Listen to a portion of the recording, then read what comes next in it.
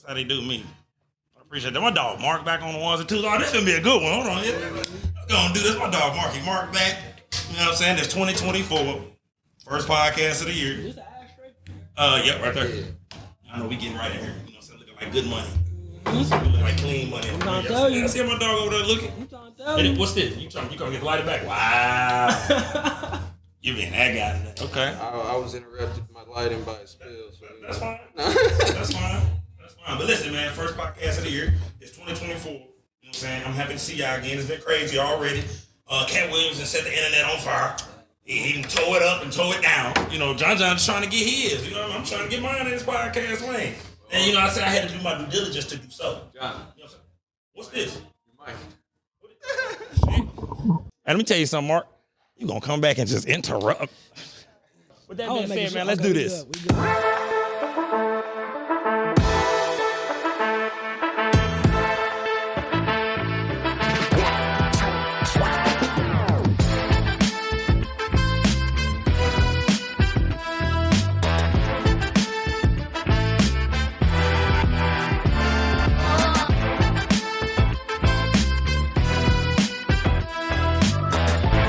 To the I-70 podcast. It is your boy, Jonathan Little, a.k.a. John.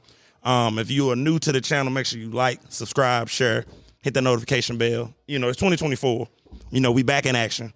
You know what I mean? And I had to give me a special guest on today. You know what I'm saying? This gentleman here, I like to, you know, commend you, you know what I'm saying, for the work that you put in. You know what I'm saying? That 2023 is when I got familiar with you. You know what I'm saying? If you're not familiar with what's going on, we got Rarie in the building, man. Rarie in the building. Yes, sir. Appreciate you. Did you hear the hand claps? I know y'all. Hey, We got level the up. hand clap. Yeah, we got a little hand clap. You know what I mean? Level it up, Had to for make sure. sure. How you doing, brother? I'm good, man. I'm good. I'm blessed. Definitely starting the year off strong. Putting a lot of things together. We got a lot of things in motion, man. I'm just constantly working, man. Glad to be here, though, for sure. My dog. You say you staying busy, huh? For sure. What we in? Day 6 of the year, New Year? Day 6, man. Day 6, man. I've been busy. My dancing. I finally downloaded TikTok. Oh, for real? Yeah, I finally got on TikTok, doing bro. dances? Nah, I can't do the dance. You know what I'm saying? I'm a gangster, y'all at heart. I can't do the dance. You know what I'm saying? I can't do the look. You know the look. Hey, man, but shout out to y'all who be doing the little dances, though. You know what I'm saying? Whatever works. Ain't nothing wrong with it. You know, you just reached that age, right, bro, where you dance, but it's more like a rhythm thing. Like Right. I'm just cooling in the club. I'm on rhythm, I'm on beat, but I'm cooling. I ain't in the middle of that motherfucker. Yeah. So you got service. Yeah, nah. I can't go out like that. Nah. I ain't no Chris Brown. You know what I'm saying? But listen, man, 2023 was a big year for you, just as far as I was going through your Instagram. You got back on track. 2023. You know, got back putting belt to ass.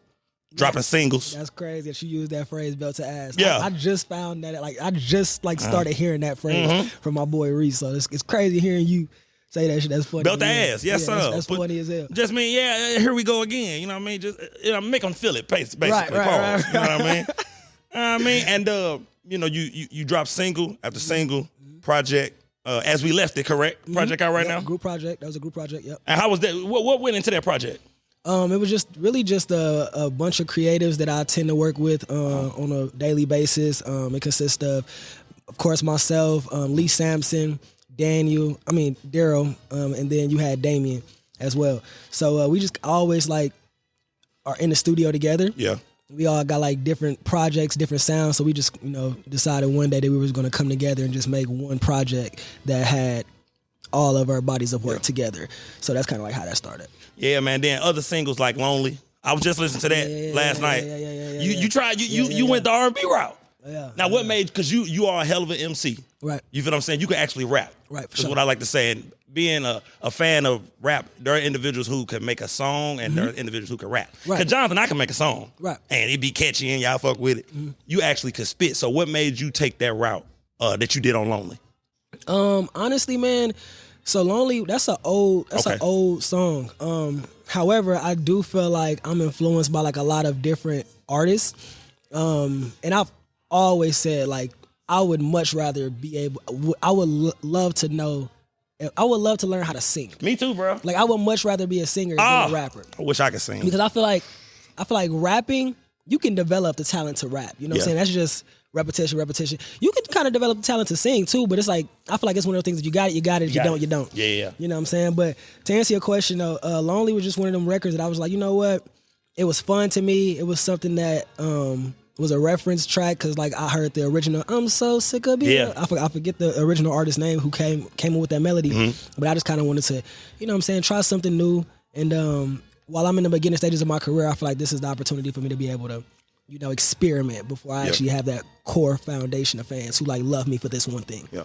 And I'm gonna tell you what, I almost hit a white lady driving, listening to 500 Degrees, bro. I'm gonna be honest with you, bro.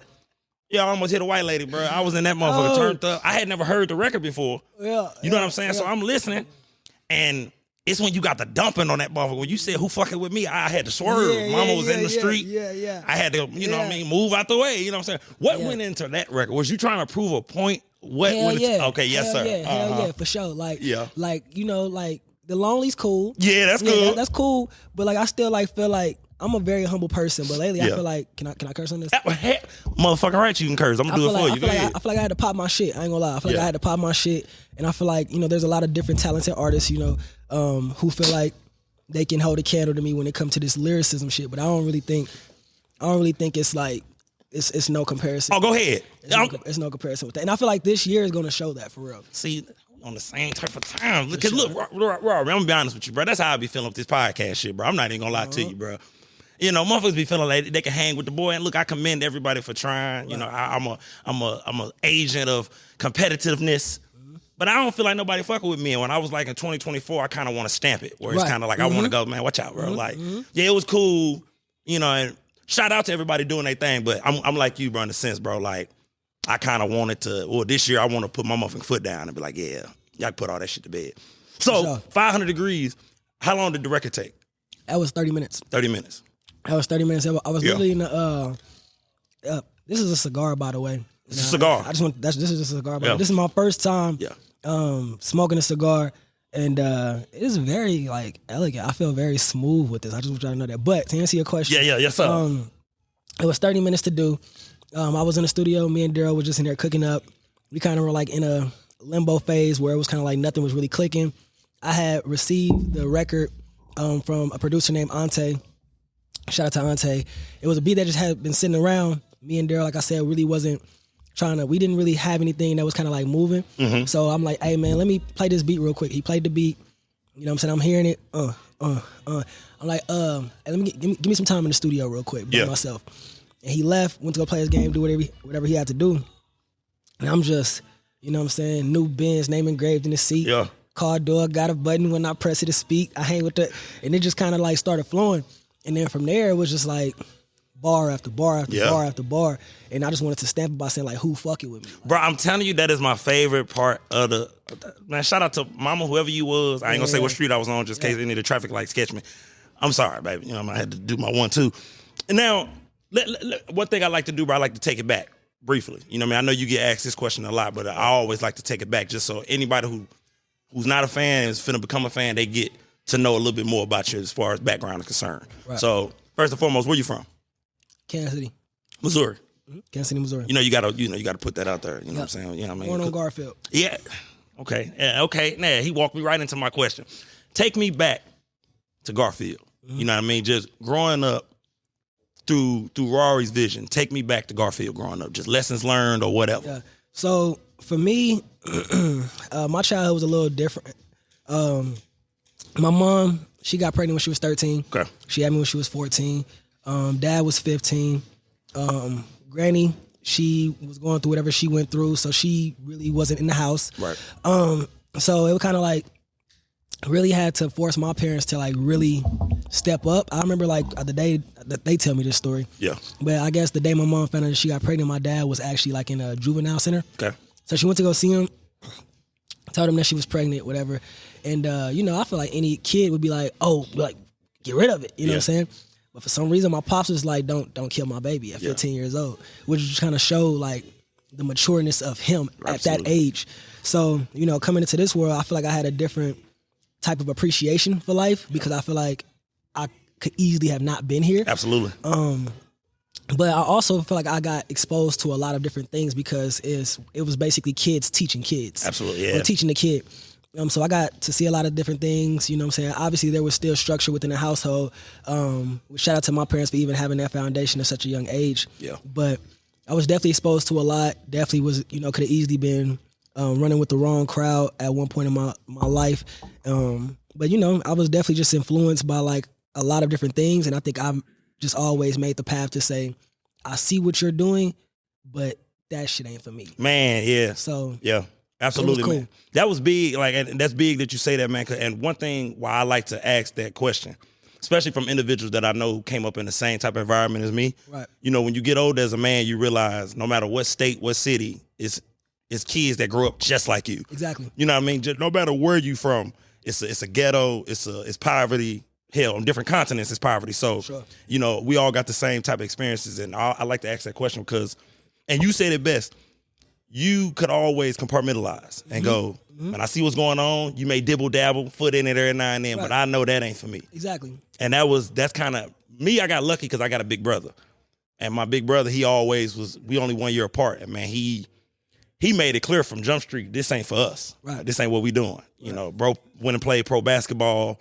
He kind of just set the tone, like we coming up out of this shit. So it's just amazing you say that. So now, where does rap come into play? Growing up, I know you was hearing it in the household. Yeah. Matter of fact, who you was hearing growing up? Who was mom and pops banging? Man, we was Because they had you young now. They was playing. Honestly, okay. So the first rap song that I can like verbatimly remember, Okay. was Snoop. Okay. It was when he Shout out, yeah, it was definitely Snoop. My dad, I remember like him teaching me not really how to drive, but like you know how you Tell the truth now. You know how your dad was driving and he put you on your lap. Yeah. And you kind of like, so that was like the first time I was like actually remembering like, damn, this is dope. Yeah. But then Nelly came into the picture, you know, with Country Grammar. And I know that's one of your influences, Yeah, correct? Yeah. Nelly came into the picture with Country Grammar. St. Louis in the building. And that down, baby. Right. Yo, streaming on Range when Road I heard streets. I'm that- sorry. When I heard that, I was like, okay. And I started like picking apart his lyrics. Yeah. And I remember I was able to say like every single like word for word at like such a young age, and my pops was pissed. Okay. Because I didn't know my ABCs. Okay. But I could like easily say all the lyrics to this song. But as far as what they were playing like a lot of like street music. Looney Coleon, Yeah. Mac Dre, you know, pretty much the whole nine from that. Brother Lynch. So there was a lot of different influences there. NWA, and I remember like when all the like kids my age, as far as like the Bow Wows and stuff like that, I still listen to them. Yeah. But I remember like verbatimly grabbing CDs, sitting in front of the stereo, literally just have my headphones on and just be listening. Yeah. Listening. And my mom just never could understand. She never like knew why I gravitated towards that type of music. And even then, I feel like that played a big part in like my rap, the lyrics that I actually like portray now. Because I feel like it was such bar heavy, but it really didn't involve that much melody. Right, that's right. So like now, like I'm trying to get in, I've been like working like heavily on my craft and like, okay, it doesn't always have to be just centered around bars. Right. You know what I'm saying? Like you said, there's a difference between making songs and just rapping. For sure. So yeah, that's kind of how that is. And man, that's because you know y'all don't know this about John. I had me a little minute rap career. You know what I'm saying? When I was young though, you know, every little young nigga in the ghetto, they could freestyle. You know, For sure. And matter of fact, let me say this: while I'm on the topic of me being a awesome freestyler, I am. You know, in my college days, y'all, I was the hot box king when it came to freestyling. And we was hot boxing the whip. Okay. Oh, see, Okay. this me, Rarie, bro. If you put on, I got 5 on it, I can go. Oh, okay. Personally, I think that's the best freestyling beat you can pick. Is I got 5 on it. That's how I feel. What you feel? How you feel? For me, I think it's explosive. No, that's a good one. Explosive. Nah. Or that the Biggie Smalls damn, it's that get money. Oh, that's a good one. No, that's a good one. That's a good one. But if you don't catch the, if you don't catch that right, you gonna fuck up the whole thing. Facts. I got 5 on it. It's Actually, slow. You right. I'll give you that. Hey, man, get in the comments, man. Let me know what y'all For think. a beginner, I feel like I5 is definitely a good one. Yeah. You know what I'm saying? It doesn't change. Nope. It's definitely the same. Yep. You can easily fall in, out of pocket. Yeah, for sure. So, like, if you ever go to the studio, bro, and you know what I'm saying, you need somebody of assistance to come through and drop and I'm tired of all my artist guests not letting me come in the studio. Or y'all be lying to me, bro, talking about y'all gonna tell me when y'all go. Y'all scared of me. That's what it is. Hey, man. You know what I mean? I don't want no problems. I could be a TikTok rapper. I don't want no problems. That's what, yeah. They making the money. You know what I'm saying? They making the money. I could be I told you I just created my TikTok, man. Don't fuck with me. Don't fuck with me. Okay, now when you start taking rap serious, okay, you was in high school, correct? When you start taking it serious? Yeah. How was that, your adolescent years, doing something out of the ordinary like making music? Because that ain't easy to be a child to say, I'm a rap. It was fun, man. Okay. It was definitely fun. I would say that people didn't really like think that, like people knew me as like, oh, that's the nigga that's trying to rap. Right. You know what I'm saying? Like he's trying to rap. But obviously you had other people that was also like, nigga, I can rap too. Yeah, So I feel like it was a very competitive type deal at that time. Yeah. You know what I'm saying? People would go to the bathroom, spit their little bars and stuff. We would rap at the lunch table. Whenever there were talent shows, I was definitely involved in the talent shows. Definitely helped me in terms of like talking to different women because it was something unique. Yep. And then when I actually auditioned for the X Factor, that's when like, okay, they was like, okay, this nigga's serious. Yeah, absolutely. Like he's serious about it. And actually like got to, I think, go to the final round. I didn't make it to where like the TV and stuff like that, but for me to just make that jump at that age and like have like you know, those big ups from some of those executives to be like, okay, you got something going on here. Yeah. That was definitely a big moment for me. Yeah, man. You know, I think back and then at that point, man, did you know that's what you was gonna do? Like, did you know at that age when you was doing Fear Factor, did you know, okay, this is what I'm gonna do? Like I'm a rap. For sure. Yeah. So Fear Factor, because I get this, Fear Factor and X Factor are totally two different things. Okay, got you. So Fear Factor was they was eating the bugs and shit. I remember that show. Hell yeah, Joe Rogan. Right. X Factor was kind of like America's Got Talent type deal. Got you. Right. Okay. So I always knew that I was gonna rap. I used to tell my my cousin at the time that No, you good, player. You know what I'm saying? A little background noise. You know what I'm saying? That's my guy back there handling business. Nah, for Everybody sure. in here Shout taking out- care of shout out business. to We Darius, working, baby. man. Shout out to Darius. Yeah. But I always knew that I was going to do music. I just didn't know exactly how. It got to the point to where I would vividly see that shit in my dreams. Like, Yeah, like I me heard that. being in the stage, you know what I'm saying? I would tell my cousins, like, this has to work. You know what I'm saying? I would write every single day.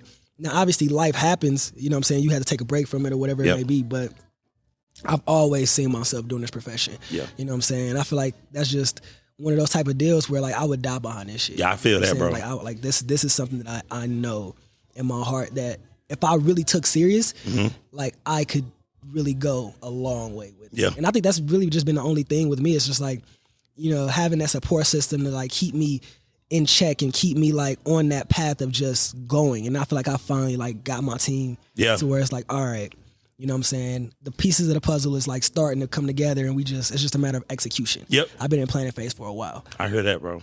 And then it's crazy you spoke about Bow Wow. Man, let me tell y'all something. Y'all gonna give Bow Wow his credit, bro. Damn If straight. you are a 90s baby Damn boy, straight. bro, you want to be Bow Wow at That one man, point, bro. it's crazy, bro. I'm glad you because people be acting like Shad Moss It bothers was me. not that was Bro, not that nigga. It bothers me, my like nigga. like the Scream tour. Come on, bro. Like Mike. Like, come on, come bro. on, Come bro. on, bro. Y'all gonna get Shad Moss Like, just nigga, do, bro. the braids, the style, the Timberlands, the dog paw on the Timbs. Let me- JD. And I had sisters, 3 big sisters. So it was all through my household. Bow Wow, Romeo Wars. What? Man, y'all gonna give Bow Wow his credit, bro. Bow Wow was Fast him. and Furious, Tokyo Drift. Come on, man. Dude was an icon, Roll bro. bounce. Yeah. Like, stop playing with this I man. forgot bro. about like, Roll stop Bounce. playing with this man. Like, this nigga career is not one Come of on, the bro. ones, bro. Like, Yeah. Like Hey, everybody look. wants to be Bow Wow at one point. At one point, bro. Everybody wants to be a Bow Wow. Think about it. He could rap. He had braids. He could play basketball. He was acting. What little boy didn't want to be like It that? had all the biddies.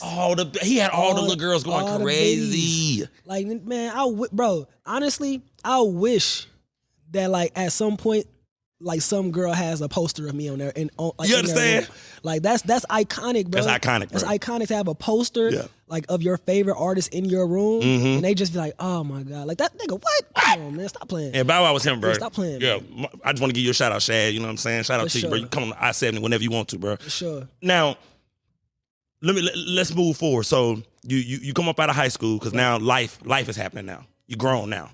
You know, is that when you had to take a break from it because like life was just happening and you just had to figure it out? Nah, man. I think what it was for me was I'm a very like business oriented person. Okay. Like Absolutely. I like to if I'm doing something, I want to know that there's a return on my investment. Absolutely, I heard You know, that. and I feel like with music, it's one of those things that I tell people all the time. You got to be somewhat delusional, like pursuing this, because you don't see a return on your investment for a long, long time. Yeah. And you know, going to college, doing my thing there, being presented with some of these opportunities from some of these, you know, corporate positions that I've had, and you know, had the opportunity to be fortunate enough to get. I was making and still making pretty good money, but it was just a matter of like, damn, I'm seeing like this is paying off. Yeah. It's like, nigga, this is paying off. Like you said, like in the beginning, you know, coming from the streets, coming from the poverty, coming from like, you know what I'm saying, not having a pot to piss in. Yeah. And then all of a sudden being like, damn, I got money now. You know what I'm saying? This is comfortable. Yeah. You know what I'm saying? I can do this. Yeah, I can do this. I can do and then this. You see this music, you like, niggas ain't really fucking with your music like that. Niggas ain't tuning in. It'd be rough, ain't bro. there. It'd be rough, like, do I really want to do that? So I think it was just a matter of juggling that, man. But then, like, at some point, though, I'm like, this is what I love doing. Man, I heard that. Like, this is what I love doing. Like, every time I try to stop it, I keep coming back to it. And it's just a matter of, like, I just had to ask myself the question, like, okay, you want to be, this is what you want to do, but are you doing everything in your power to make this come true? That's right. And I couldn't answer that question honestly. You know what I'm saying? So when I ask myself that, you know what I'm saying, if I've done everything that I can do to pursue this route, if it would have been like yes, I would have stopped. Okay. But I haven't. And I feel like now that I'm starting to do that, I'm seeing the results that I want to see. And now it's for you. Now it's like, okay, now let's do it. Because like you said, you got your team together. Right. Now you feel like you can give it your all Right. and answer that question. Right. No, that's beautiful, bro. And it's the same way with podcasting, bro. Because for me, I wouldn't be able to do this without my team. Mm-hmm. Anybody could go get a camera or get their iPhone 15 or whatever and set something up and put it out on YouTube. But my team allowed me, number one, to look professional. Mm-hmm. Basically, they cover what I'm not good at. That's what they cover. For sure. And I think that's what you need as far as a team. Because I don't necessarily need nobody who do what I do. Shit, I want to be around somebody who do what I don't do. Exactly. I'm glad you talked about that, for sure. You know what I mean? And then, matter of fact, when you in the studio with Lee and Daryl, is that how you feel? Like, do they cover your... Man, or is it more like y'all some Avenger shit? Y'all coming together on something? Yeah, kind of like that. It's really like some iron sharpens iron type shit. Yeah. Like, it's really like, you know what I'm saying? Like, there's a lot of things that Lee's good at that I'm not good at. There's a lot of things that Daryl's good at that I'm not good at. And there's a lot of things that I'm good at that they're not good at. Absolutely. So it's kind of like us just kind of really evaluating each other's strengths and weaknesses and being like, okay, you cover this, I'll cover that. Like, Daryl can, like, when it comes to melodies, that he's that guy. Mm-hmm. When it comes to just execution, Lee will execute the hell out of something. Okay. Like, he's not really much of a planner. He can plan, but like, it's like, nah, let's go. Yeah. I ain't trying to talk about it. Let's go. And I'm more of like, kind of like, I would say like one of those jack of all trades, but a master at nothing. Right. That's kind of like where I come in. It's like, I can do a little bit of this, a little bit of this. It's kind of like, I feel, goddamn me. Yeah. So it's kind of like everybody plays their roles. So that's kind of like how we work. And then, and how is that, bro? Like, do y'all bounce ideas off each other? Like, when you working for your record, do they, like, how does a team like that assist you when you make an album? We're gonna talk about the album later. Yeah, for sure. They assist in a lot of different ways. You know, I feel like I just had a situation for one of the records, like you said, on the album where I'm like, it's lacking something. Okay. And I'm thinking it's the lyrics. I'm like, man, maybe I need to change the verse. So I bounced it to Lee. He hears it, he was like, nah, the lyrics is good, but let's try to alter your voice a little bit to where it creates like some sort of nuance that creates the type of world that you're looking to create with this record. So it's really about just having those people around you that obviously can, you know, see the vision that you're trying to create and like, you know, obviously believing in you. And then from there, you know what I'm saying, just trusting that whatever they're saying is in your best interest. I heard that. And then, you know, when you in the studio, how is it, you know, like what goes in, like what does Rarie do to create a song? Like, matter of fact, I'm gonna leave it at that. What does Rarie do to make a song? What goes into it? Man, now it's a lot of steps. At first it was just like freestyling, kind of catching the melody of it. But I've noticed that whenever I freestyle, it's kind of like it started to get like repetitive in terms of the things that I was talking about. And I feel like I have a lot of things that I can like offer to the world in terms of like my perspective. So now I hear the beat. Once I start catching the vibe, you know what I'm saying, I start writing, and it's just like endless writing, scratching stuff out, endless writing, throwing stuff in the trash, keep writing. Then I lay it down. If I lay it down, but I don't feel like I'm speaking with conviction on the record, you know, I'll listen to it. Don't really like that. Sit on it for 24 hours, play it for my team, see what they say, come back, regroup, and then from there, like once we kind of figure out like the vocals and things like that, the production is like a small portion, but once the vocals are down, it comes to like more layering. So it's really about just layering a record, you know, we can just add the drums, I start writing. All right, cool, the vocals is done. Now we just gonna add like some type of horn, synths, different things like that. And then finally it's just the mix and the master. So right now I feel like a record can take that usually would take me like maybe a week, can now probably take me like 2 to 3 weeks. Okay. I'm trying to add like all the different elements and depending on like the capacity of the record.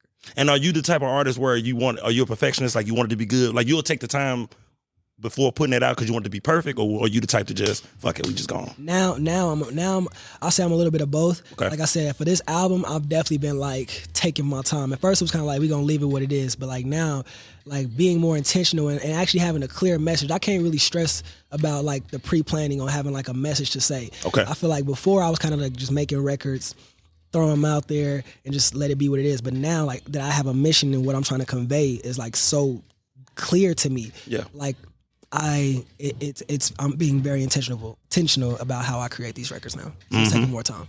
Oh, what's that, brother? Oh, is that water? Thank you, my brother. You know what I'm saying? A little intermission, you know what I'm saying? My guy, you know what I'm saying? Thank you, my brother. Sure. Thank you, sir. Appreciate that. All right, now, you know, it's 2024, Rarie. Sure. You know what I mean? I heard through the grapevine, album on the way this year. Can we speak on it? Can I get the exclusive on? How you hear that? Just look, look, as a podcaster, I do my due diligence, brother. This is what I do. You know, I do research. You know what I'm saying? I didn't ask you, and I found out. Yeah, that's true. Can we speak on it? For sure. Let's talk about it. Okay, go ahead. Give it to us, bro. Album coming 2024. For sure. You got the name already? Yep. Give it to us one time. It's Nightmares and Melodies. And how'd you come up with the name? Man, I don't know, to be honest. It was just something that just constantly was just in my head. Like, Yeah. I don't know what it was, but I just always liked it. It just sounded good to me. And then at first, like when I first came up with the concept, it was about my personal life. Okay. You know, like all the things that I've gone through, you know, over the last couple of years, like me having to choose between corporate and pursuing a passion. I had one song called Family Feuds, just kind of talking about like all of the different family feud situations that can come up within the Black community. Yeah. You know, the different perspectives that people have on seeing a therapist. But then like I noticed that really wasn't the message that I was trying to convey wasn't coming out too clear. And I had a conversation with Lee. Okay. And he was like, you know what you will find, because he had an album that he just released called Philophobia. And I asked him like about his process within that. He said, you know, whenever he was making his project, he realized that all the things that he was writing had similarities. Okay. And he was like, whenever you find that when you're writing about certain things and they have similarities, just go with that, because that's what you're meant to talk about at this time in your life. Right. And when I did that, I realized that there was some commonalities, you know, within all of these records that I had been putting together over like the course of a couple of weeks or months or whatever it was. And then Nightmares and Melodies ended up. You know how many tracks was gonna be on there? 10. I know it's still in construction. It's gonna be 10. Okay. 10 records.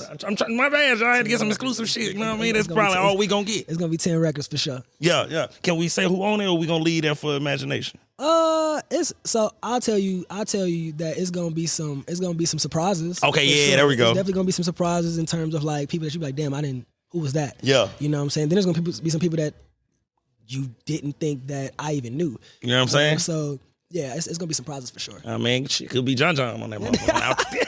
Hey, that's what I'm saying. You be surprised. Yeah, so answer this question for me, bro. Give me a hot take, you know what I mean, a controversial take as far as the rap industry, your opinion, that you think some people may not agree with. What you mean? Give me like an example. I give you a perfect example. Okay, because like for me, looking at the rap game, I feel like it lacks individuals being themselves. Okay. Everybody want to rap the same. So that's what I mean as far as a hot take. Just something like that. Nothing controversial or messy. Just something like that in regards to the industry. I mean, I don't really have a hot take, to be honest. I do kind of see what you're saying as far as the example that you provided. Yeah.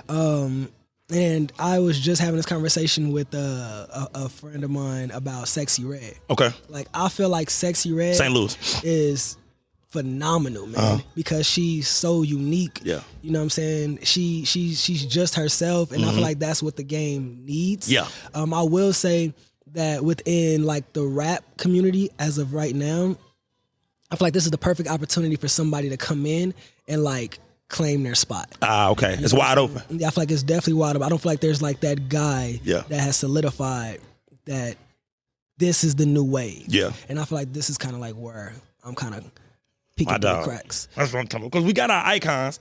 You know, the Kendricks, the Drakes, the Coles, they're solidified. They're solidified. Sure. They legacy is sold already. Sure. So I love that. No, that's dope. You know what I mean? I need to get in the rap game, bro.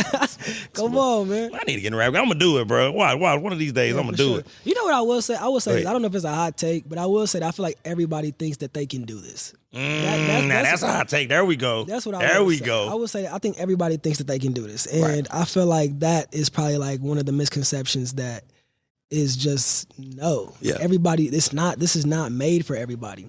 You know what I'm saying? I think I was watching an interview with Neo where he said the music industry used to be like an exclusive club. Yeah, right. You had to have certain qualities in order to make it in this club.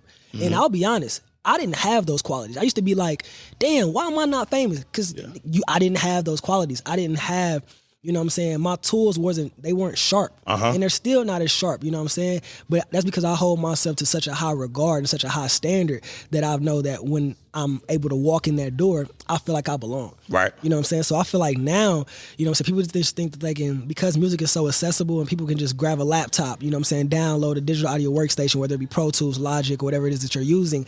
And I done seen kids make fucking songs using the microphone off their AirPods, whatever it is. Joint like this. Yeah, and then like just start making, like, it's just too easy. Yeah. You know what I'm saying? But what I am noticing is that the longevity of those careers is so short. That's what I noticed too. It's so short, you know what I'm saying? Because people lack, you know what I'm saying, like perfecting their craft, like really honing in on their skills. This shit is not easy, man. No. It's not easy. No. And for people who, like, you know, feel like they just made an overnight success, you know what I'm saying, that's cool. But I'm so glad that I didn't get, you know what I'm saying, the spotlight put on me whenever I was wanting it, because I didn't feel like I was ready for it at all.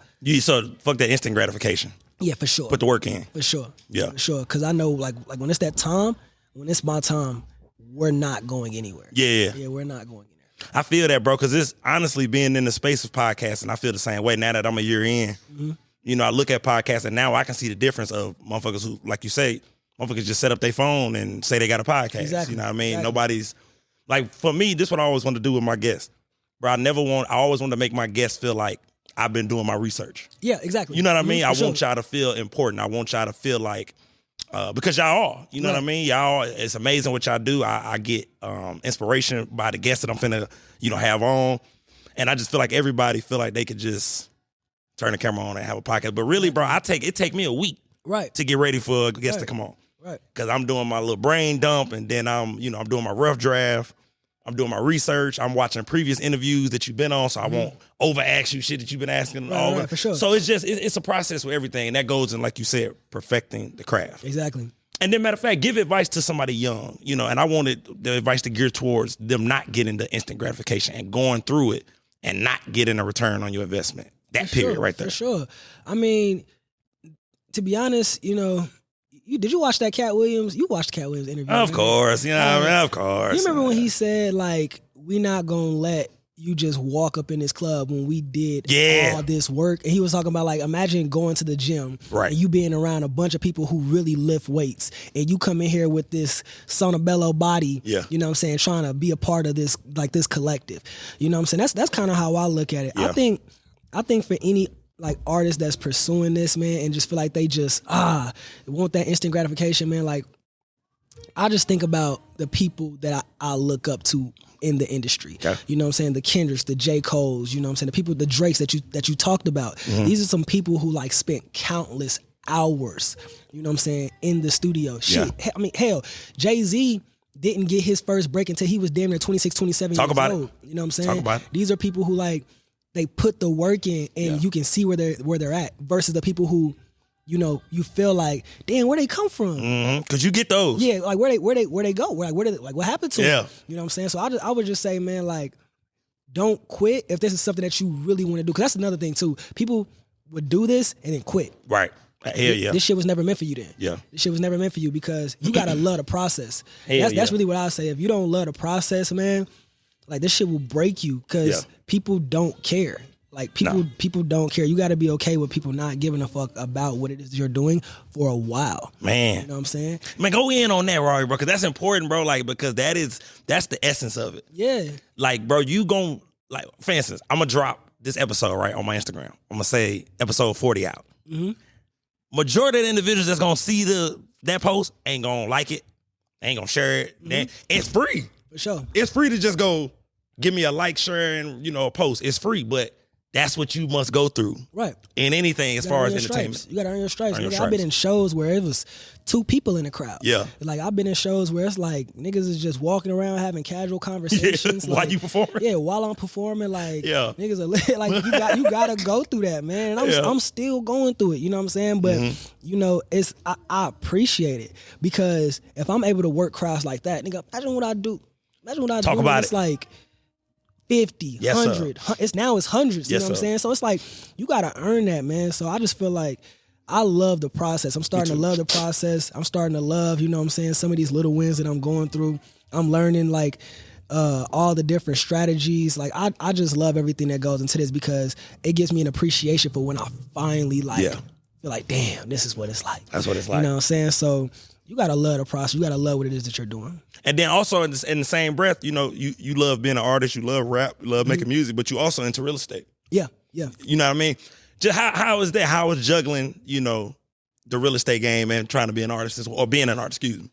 Honestly, man, at first, like I try to just do things that, like, again, I just love to do. I know it's like a repetitive answer, but I feel like that's very important. Like I love, like I said, seeing a return on my investment. Yeah. And I feel like whenever you kind of just look at some of the similarities between some of these wealthy people, it seemed like real estate is a commonality. Oh, it definitely common denominator. Yeah, it's definitely. Like, I love that common denominator for sure. So for me, real estate, man, was just one of those staples that I feel like will never go anywhere, especially if you know how to maneuver the industry correctly. Yeah. I was just very fortunate enough to come in at a great time. Right. I did a lot of research. I watched a lot of podcasts. You know what I'm saying? I took all the steps, that I feel like it was necessary in order to make sure that I'm making proper investments and not losing my investment or losing money.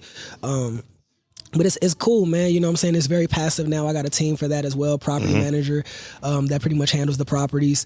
So it's a very fruitful business. Yeah, man. Your boy into real estate as well, Rarie, bro. That's why I asked. This was, I want to say, for me, it was after I dropped out of college.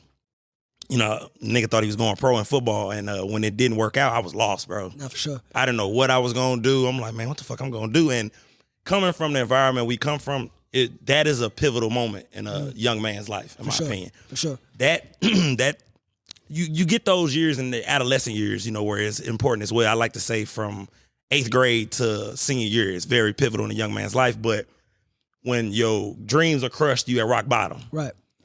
It's so easy to revert back to where we come from. Exactly. And take penitentiary chances. And it's so easy, bro. And it's so many young men that's locked up, excuse me, that was just going back for a play. Like, bro, I'm down bad, bro. I just need to go make this little move real quick and got caught out there. But real estate fell in my lap, bro. I was watching a Breakfast Club interview. Okay. A guy by the name of Mark Whitten. Okay. He was on there. He was talking about wholesale real estate. Okay. And really, I'm getting ready to turn the interview off, bro. He say, yeah, man, you can get in with bad credit, no real estate license, and no money. I'm like, wait, what? For sure. So I continued to watch the interview, and from that point, my love for real estate, bro, just rolled because through research, like you said, bro, that is a infrastructure that ain't going nowhere, bro. Right. That's an industry you can't. Everybody always gonna need somewhere to stay. Mm-hmm. So I commend you, bro, for getting into that, bro. And I want more minorities to get into real estate, bro, because it's so powerful, bro. Sure. We go back. Sure. I go back to my neighborhood, where I'm from, and it's a shame that the people of that community can't buy the block. Exactly. Mm-hmm. And that's what I want out of real estate. That's the power I want to yield, is to be able to go back to neighborhoods that's impoverished, houses going for $5,000, $10,000 at the auction steps, and I get them. Right. So that's beautiful. It's beautiful that you're in that, bro. Now, 2024. What else in store? You got the album coming. What else in store for 2024? Man, so we got a lot of different things in play right now. So obviously the album is coming. Yeah. I'm currently in the process of, working on it, spending countless hours, just kind of like really perfecting it to make sure people really love it. Yep. We got some performances in the work in terms of like some different shows that people can come and like catch me live. Yeah. Merch. Mm-hmm. Building a community in terms of like where people can actually find my music and find out more about me in just like one setting. So the website, and then also like more collabs as well. Like it's really gonna be like a lot of different collabs that I'm going to be doing with some artists in KC, as well as like kind of stepping outside of the city and doing collabs with other artists that's not from here. Yeah. So I'm really excited, man. I'm really excited. We actually got a plan, and it's just a matter of like executing. I got the creative director here with me right now, Darian. He's pretty much overseeing the project in terms of like the creative direction. Shout out to him. Making sure that everything is cohesive in terms of how we do things. My manager Taylor, she's making sure Taylor. Go check out that episode. Yeah, she's making sure everything is like on time, and just also just drilling down on me to make sure that I'm here where I need to be. Bro, I thought this interview was at 6 p.m. See what I'm saying? Yeah, so she shout out Taylor. Yeah, she like, no. It's 12. It's 12. So it's like, you know what I'm saying? Like everybody's playing their role, man. Yeah. So I'm really excited for this year for sure. Yeah, man, that's beautiful, man. Me too, man. I'm telling you, I'm just motivated.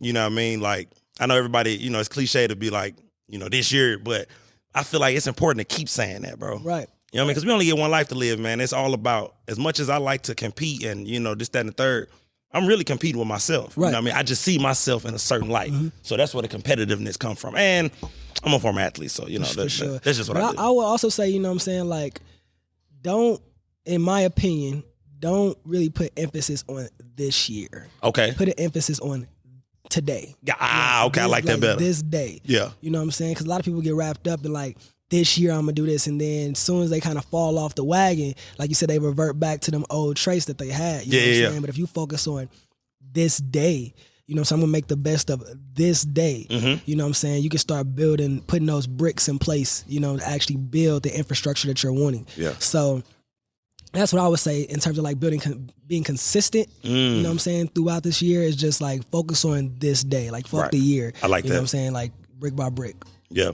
And then I didn't get to ask you earlier, man, who are some of the artists growing up that influenced your style? Like if you could pick 2 or 3 or even one, if that's, the case, would that influence your style? I know you mentioned Nelly. Mm-hmm. So give me maybe 1 or 2 more. So this is the thing. Nelly isn't an influence like in terms of like how I rap. But Nelly is an influence in terms of who made me want to be a rapper. Got you. It's a difference. I like that. Nelly made me like he really like made me be like, oh, this is dope. Okay, like, this is clean, from the visuals, just to how he presented himself. And it was a representation of the Midwest, which I don't feel like we really had.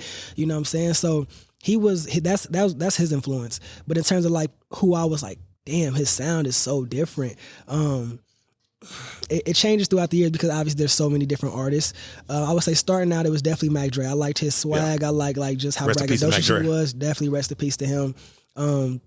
I love like at that point in time, there was like a bridge between Cali and Kansas City. I feel like there's always been a bridge there. Yep. But then as like time evolved, I would say some of my influences now are Eminem. Eminem is definitely still one of my influences. One of the goats, this bro. day, just because of like his ability to just go in pocket and just stay with a certain cadence. Like the amount of complexity that goes into being able to just have a certain rhyme scheme and have that rhyme scheme continue for several bars is just incredible to me. And how he's able to like form certain words to make it fit what he's trying to say. Like, it's so hard to rhyme orange with something, bro. But he can make that shit continuously rhyme for a long period of time. So you got Eminem, Kendrick Lamar, of course. Jay-Z is like such a big one in terms of like his storytelling and just like how like effortlessly. That word fucked me up all the time, Rarie, bro. Yeah, like he's just. That ain't the only way. Nah, yeah, so I have a lot of different influences, man. I feel like that kind of play a part. Tyler, the Creator. Yeah. I love Tyler, the Creator. But yeah, those are just a few. I remember them Little Squad days, man. Y'all had us going crazy in high school, man. We were trying some wild shit watching that shit. For sure.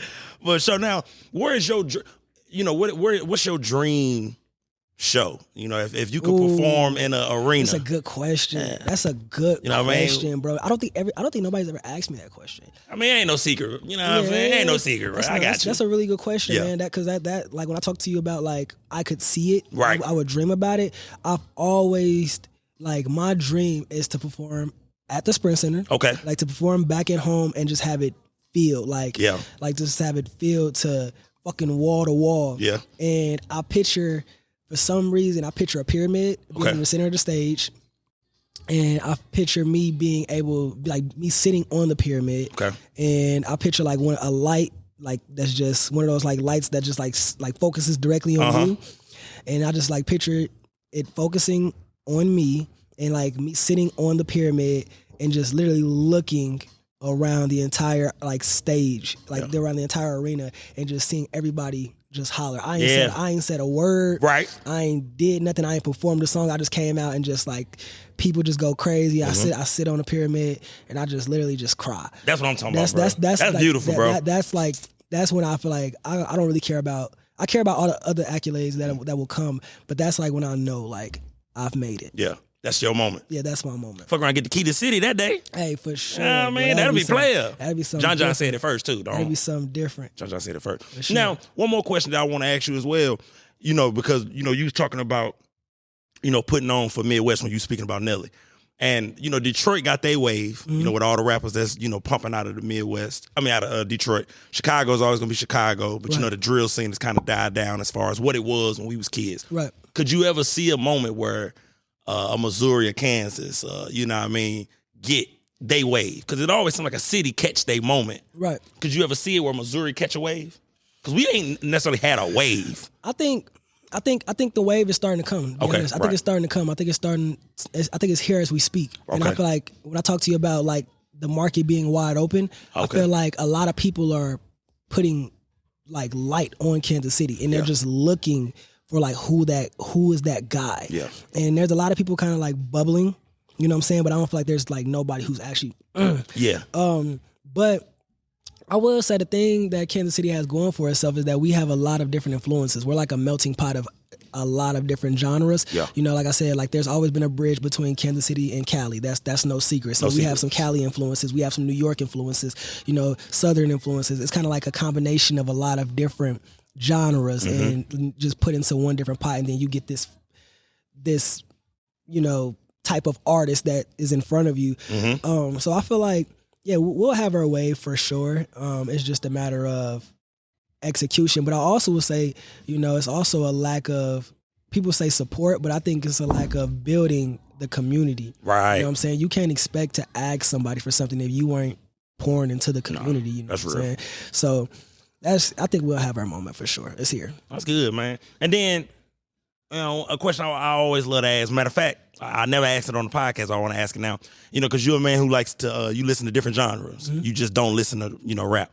Who is your favorite, growing up, who was your favorite? What was your favorite white song, bro? Rock and roll song. I know black people do rock and roll too, which I get what I'm trying to say. I don't really have. Yes, you do. I don't. The only why I say I don't is because, for me, all the like rock music or country music that I heard were from movies. Okay, got you. You know Understood. what I'm saying? So for me, it was like I've always identified a different type of genre from like a movie. Right. Like for instance, this is, White Chicks. Making my way downtown. Like that. I only know that song because of that movie. That's real. But I would say what really got me into different types of genres was I think it was called Guitar Hero. Guitar Hero. Like, I used to play that all the time. I slow ride. Yes, sir.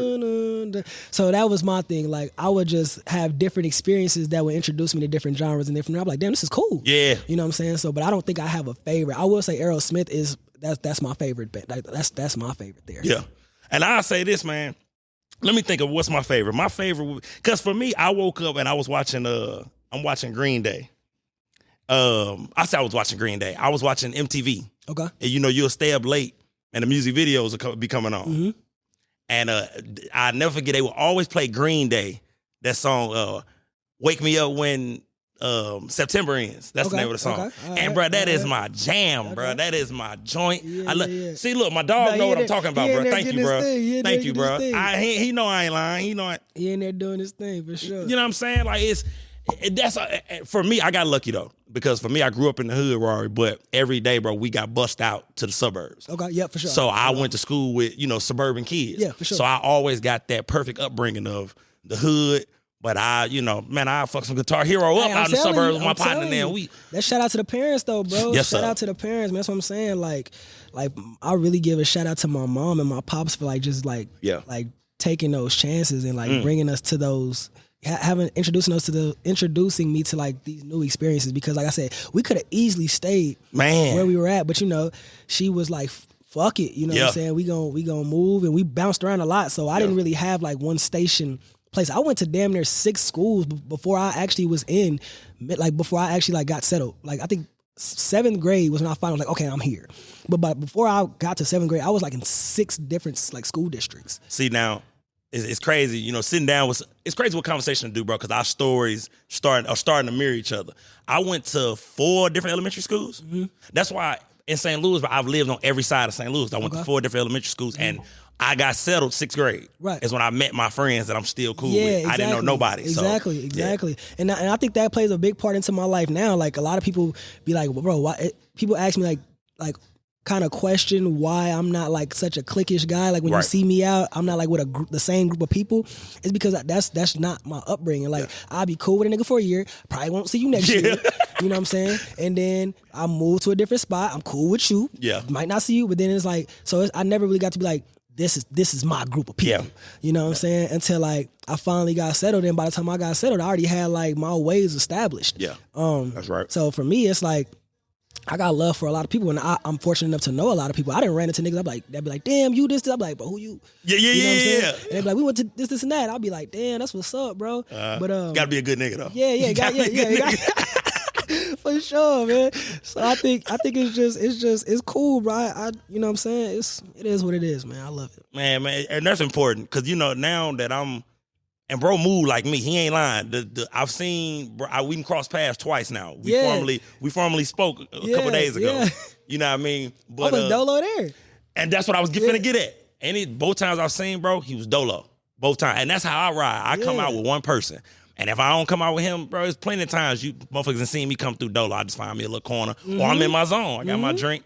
So, you know, but yeah, that's a fact. When I just met bro and introduced myself to him, he was dolo by himself. That's a fact. That's a fact. You know, but I will say, like, doing the music shit, it's cool, you know what I'm saying, having people introduce themselves and saying that they know me from like this crap. That's such a beautiful thing to me, you know what I'm saying? Just seeing the appreciation for it. Same thing with you. Like when I met you, I was like, bro, oh shit. Like this is nigga, I'm about to see you in a couple days. That's exactly verbatim. That's what bro said. Yeah, so I'm verbatim. Like, so I feel like, bro, that's one of the reasons we do this, man. It's like, you know what I'm saying, just to have people who actually care. Because when you meet those people who actually care, that shit makes you like, you can have a bunch of people that's like, not like you said, maybe not sharing your stuff or maybe not doing whatever it is, but when you find that person that appreciates what you're doing, I get 2 fucks about what this other person. Man, that's a fact, bro. That's a fact. And bro, I'll tell you, as soon as I seen him, I came right over to him. I left the bar. I was at the bar. I walked right. As soon as I seen him, bro, I'm like, I'm gonna holler at bro, because that's me. For sure. You know what I mean? I rock with, and it's an energy thing, man. That's beautiful you just said that. Exactly. It was mutual. As soon as we seen each other, it wasn't, it literally, bro was like, I'm gonna see you in a few days, brody.